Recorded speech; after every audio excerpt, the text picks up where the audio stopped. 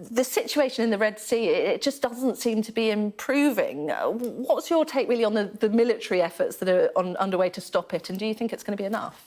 Well, it's definitely escalating at the moment, isn't it? Prosperity Guardian was that international effort to provide an umbrella, a military umbrella, protecting merchant shipping in the region. But we got footage released by the MOD last night that shows HMS Diamond intercepting and then destroying the drone. We can see the missile system. There's the explosion as it goes. And you've got to remember, this is an attack on a Royal Navy ship. You imagine what the crew feel like at the time. It's incredible bravery and the courage and professionalism of the crew, quite frankly. This is the third attack that Diamond's been involved in up till now. 15th of December, it took out a drone.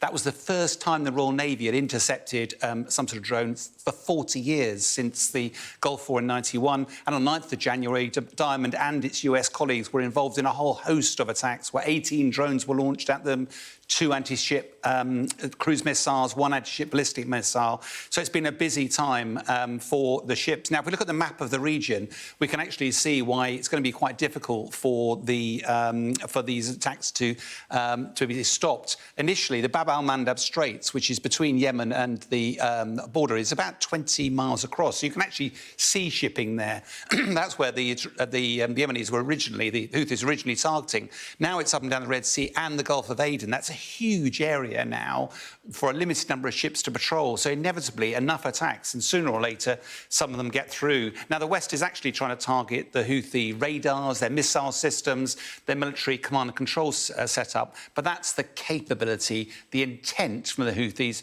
You're not going to stop them at all. And therefore, whilst the military action will have some impact on the Houthis on the ground, it isn't going to solve the problem in the Red Sea. Can we talk very briefly about the situation in Gaza today as well? We've been talking a lot about the controversy surrounding what's been happening, the funding being postponed for UNRWA.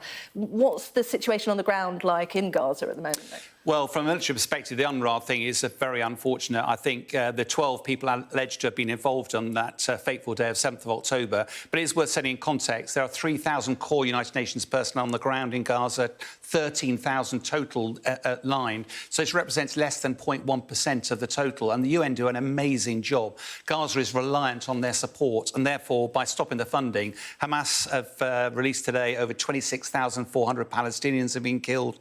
So far, 68,000 injured, and the humanitarian situation on the ground is spiralling out of control. Now, the fighting around Khan Yunis, that's getting intense. That's the home of Yahya Sinwar, who's the head of Hamas, and that's causing a load more displaced people to move even further south. There's a tent city now that's been set up near the Rafah crossing. That's over 2 square miles large. The only positive sound was there looked to be potential for a US-brokered another ceasefire, potentially 2 months, potentially releasing 100 hostages. But frankly, Prime Minister Netanyahu has said no chance whatsoever, even though that in Tel Aviv there's been lots of protests about are you doing enough to release our hostages. Here we are almost over 3 months now into this conflict. Are we any closer, though, to seeing the end of it? From the Red Sea, no. I mean, it's worth just reminding viewers that Hamas is no match militarily for the IDF. Iran supports Hamas, but also supports the Houthis. By getting the Houthis involved in the Red Sea, it puts more pressure on America to draw the war to a halt. International pressure is growing on Prime Minister Netanyahu. Not only the International Court of Justice that said they've got to do more to sort of prevent any genocide going on. Casualties continue to mount. As a military guy, there's never been a military solution to what's going on there.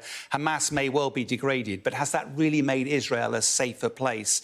Netanyahu may be feeling increasingly isolated, but we don't seem to be getting any closer to the end of the war anytime soon.